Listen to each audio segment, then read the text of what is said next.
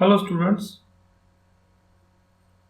आज हम पढ़ रहे हैं अध्याय 2 सूक्ष्म जीव मित्र एवं शत्रु।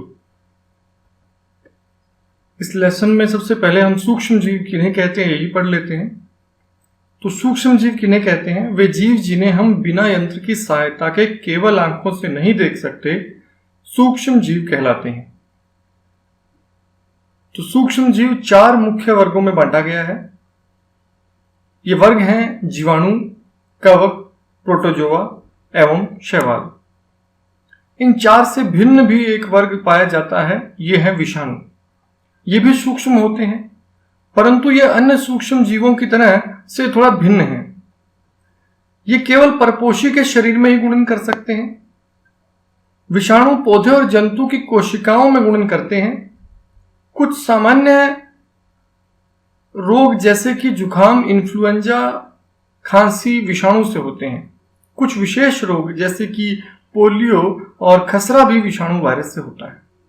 विषाणु को हमने इन 4 वर्गों से भिन्न इसलिए रखा है कि विषाणु जब किसी परपोषी के शरीर में नहीं होते तो ये मृत रहते हैं, जबकि परपोषी के शरीर में जाकर गुणन करने लगते हैं, इसलिए विषाणु को मृत और जीवित दोनों माना जाता है। तो हम ये जीवाणुओं में कुछ तो देख रहे हैं जिन्हें हम बैक्टीरिया भी कहते हैं, और ये है शैवाल जिसे हम काई भी कहते हैं। ये प्रोटोजोआ हैं जिनमें अमीबा के बारे में आप पहले से परिचित हैं। अमीबा को ये प्रोटोजोआ है, एक पैरामीशियम भी प्रोटोजोआ है। इस तरह के बहुत से अन्य प्रोटोजोआ होते हैं। और ये कवक या फफूंद, ये आपने ब्रेड पर लगी हुई फफूंद देखी होगी, ये राइजोपस नाम की फफूंद है। इसी तरह ये पेनिसिलियम और ये एस्परजिस। सूक्ष्म जीव रहते कहां हैं?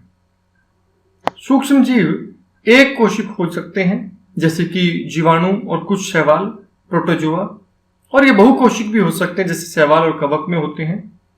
ये बिल्कुल बर्फीली शीत से लेकर गर्म स्थानों तक हर प्रकार की परिस्थितियों में जीवित रह सकते हैं। यह मरुस्थल एवं दलदल में भी पाए जाते हैं। यह मनुष्य सहित सभी जंतुओं के शरीर के अंदर भी पाए जाते हैं। कुछ सूक्ष्म जीव दूसरे सजीवों पर आश्रित होते हैं, जबकि कुछ अन्य स्वतंत्र रूप से पाए जाते हैं। अमीबा जैसे सूक्ष्म जीव अकेले रह सकता है, जबकि कवक एवं जीवाणु समूह में रहते हैं। तो सूक्ष्म जीवों हमारे मित्र भी हैं और शत्रु भी। तो मित्रों से लाभ रहता है हमें।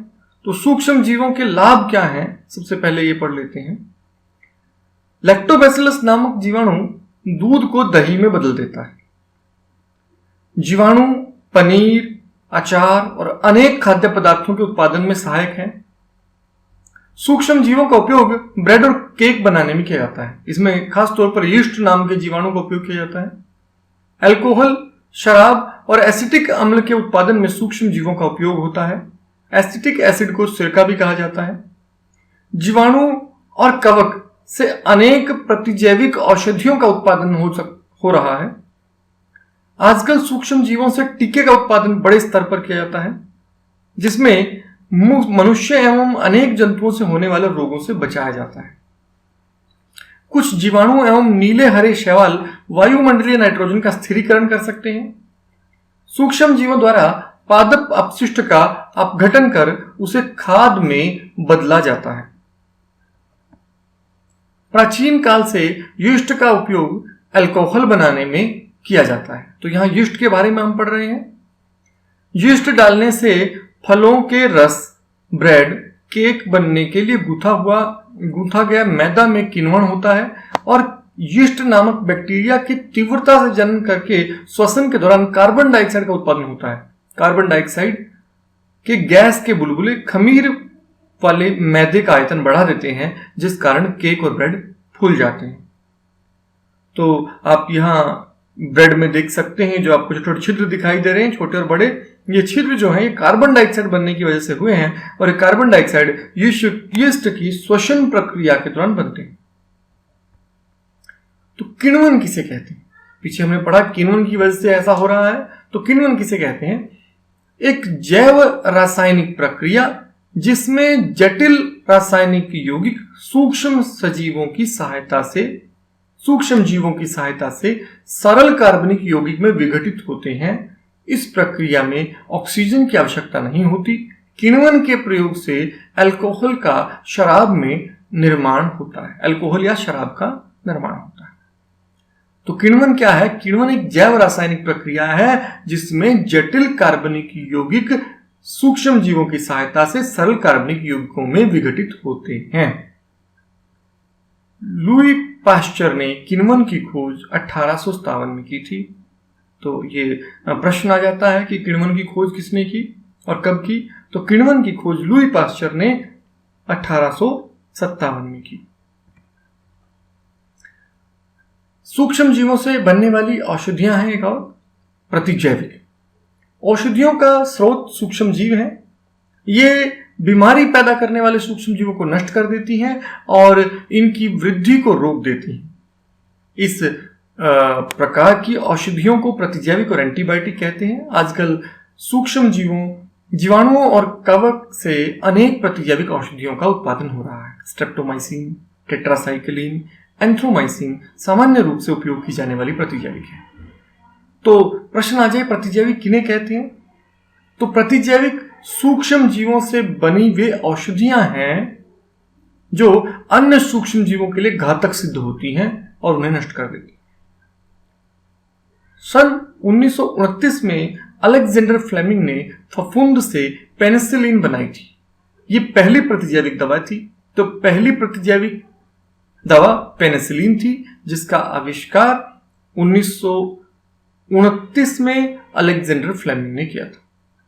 डॉक्टर की सलाह पर ही प्रतिजैविक की दवाएं लेनी चाहिए और उस दवा का कोर्स भी पूरा करना चाहिए। तो यहां इस निचले हिस्से में आप पढ़ेंगे कि प्रतिजैविक दवा हमें अधिक क्यों नहीं खानी चाहिए और बार बार बहुत लंबे समय तक क्यों नहीं खानी चाहिए। डॉक्टरों की सलाह पर ही प्रतिजैविक दवा लेनी चाहिए और उस दवा का कोर्स भी पूरा करना चाहिए। यदि आप प्रतिजैविक उस समय लेंगे जब उसकी आवश्यकता नहीं होगी, तो अगली बार जब आप बीमार होंगे तो आपको प्रतिजैविक दवाओं की आवश्यकता होगी, तो यह उतनी प्रभावी नहीं होगी। इसलिए लगातार बहुत लंबे समय तक प्रतिजैविक दवा नहीं खानी चाहिए। इसके अतिरिक्त अनावश्यक रूप से ली गई प्रतिजैविक शरीर में उपस्थित उपयोगी जीवाणुओं को भी नष्ट कर देगी। सर्दी, जुकाम, फ्लू प्रतिजैविक प्रभावशाली नहीं है क्योंकि यह रोग विषाणु द्वारा होते हैं। तो आपने यहां समझा कि बहुत ज्यादा प्रतिजैविक दवाओं खाने से हमारा शरीर प्रतिजैविकों के प्रति प्रतिरोधक क्षमता पैदा कर लेगा, जिससे अगली बार जब आप बीमार पड़ेंगे तो प्रतिजैविक दवाई खाने पर आपको उससे उतना लाभ नहीं होगा। तो ये था प्रतिजैविक के बारे में।